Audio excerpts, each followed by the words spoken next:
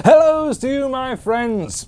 Now, I hope you have your forest clothes ready as we're going deep into the woods to start this tale. So, if you're ready, I'll tell you the tale of the Elfling and the poison arrow. On the edge of woods wild and green, there sat a hunter elf, quite unseen. Looking through the leafy screen, he could see where man had been. And seeing there was nothing he could do, but find his quarry all anew. For he could not face a night of no stew, he turned back and found his clue. For it does not do for an elf to be unwary when meeting men who find him scary. This cautious hunter had a lad who wished to be like his dad. To hunt would make him oh so glad, but the hunter feared all things bad. So Elfling waited in a hollow tree, squashed by bark against his knee, looking out to peer and see, seeing nothing more exciting than a bee. He could not wait to be big and strong, to hunt in the wilds all day long. Elfling and hunter, back in their summer den, started an old quarrel once again. The Elfling hated his wooden pen, but Hunter reminded him he was not yet 10. In the light of a waning moon, the Elfling woke far too soon, and seeing bow and arrows strewn, he took them as given his boon.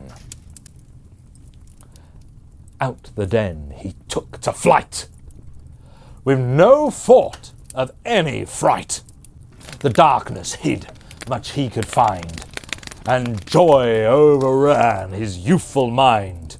From bats that flew through blind, to unknown creatures of every kind, the Elfling felt indeed a hunter true, strung his bow to see what he could do. Without a check or look his arrow flew, flying straight into screams anew. Shock and horror filled him full. That feeling hit as by a bull. His feet took him to a frantic run, knowing he'd been a foolish son not to look what he had done, till his breathing was brought to none, but screams would haunt him still.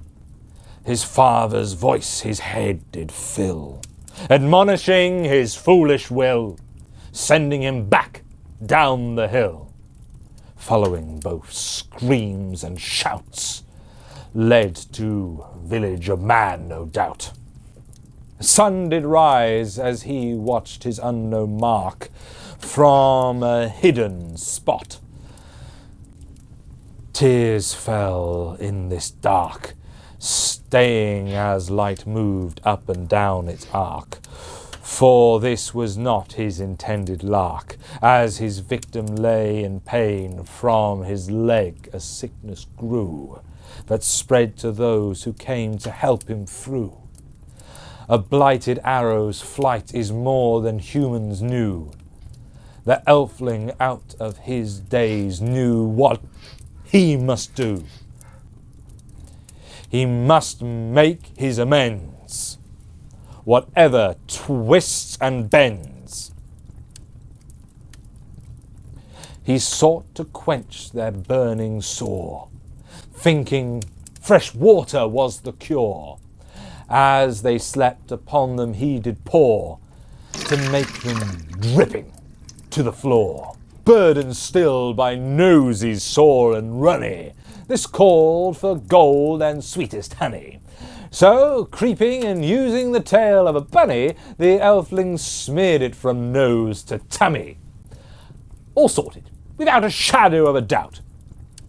But only curses and shouts rang out. The Elfling fled back to the woods once again, for he did greatly fear the wrath of men. Unknown his father watched silent as a wren, who without a word took charge of him once again. The sorry tale of the Elfling came with a welling quiver. His father heard and listened to what he had to deliver, and like all true fathers, he was a true solution giver. So set his child off to mend all with a great vigour. For elven hunters always use poison darts, remedy to be applied before cooking starts. As light lay resting for its time, in human huts Elfling did climb, and poured in the curing slime, watching all regain their prime. With morals learnt and sins in the past, Elfling returned to his father rather fast. From now on his ears were set cast to hunters' lessons, wise and vast. Well, that was a little touch and go there for a bit, wasn't it? But see, once that Elfling was old enough and ready to listen, he started to learn it all, and safely this time. Well, remember to keep imagining those fantastic tales, and do send them in to bard.elven.tales@gmail.com. I do look forward to them. And do remember to like, share and subscribe to this channel. And I'll see you soon for more Bard Elven Tales.